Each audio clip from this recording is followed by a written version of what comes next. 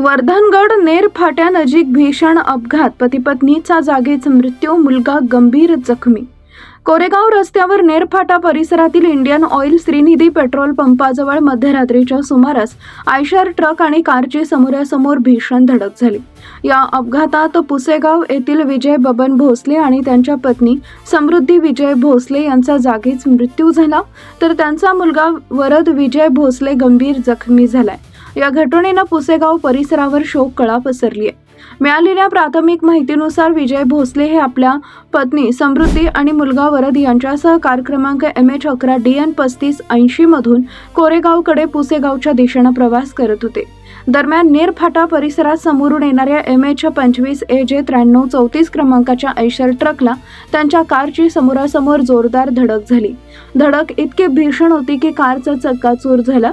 या दुर्घटनेत कार चालवत असलेले विजय बबन भोसले आणि त्यांच्या शेजारी बसलेल्या पत्नी समृद्धी विजय भोसले यांचा जागीच मृत्यू झाला.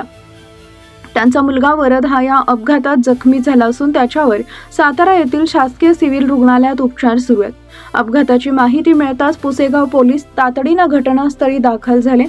जखमींना उपचारासाठी पुसेगाव येथील प्राथमिक आरोग्य केंद्रात दाखल करण्यात आलं आहे. मात्र वैद्यकीय तपासणीनंतर विजय भोसले आणि समृद्धी भोसले यांना मृत घोषित करण्यात आले. विजय बबन भोसले हे पुसेगाव येथील श्री सेवागिरी शिक्षण प्रसारक मंडळचे वरिष्ठ लिपिक म्हणून कार्यरत होते. त्यांच्या आणि त्यांच्या पत्नीचा दुर्दैवी निधनाच्या बातमीनं पुसेगाव परिसरात हळहळ व्यक्त होत असून संपूर्ण गावावर शोककळा पसरली आहे. या भीषण अपघाताचा पुढील तपास पुसेगाव पोलीस करत आहेत. आवाज न्यूजसाठी संदीप जठार, गोंदवले.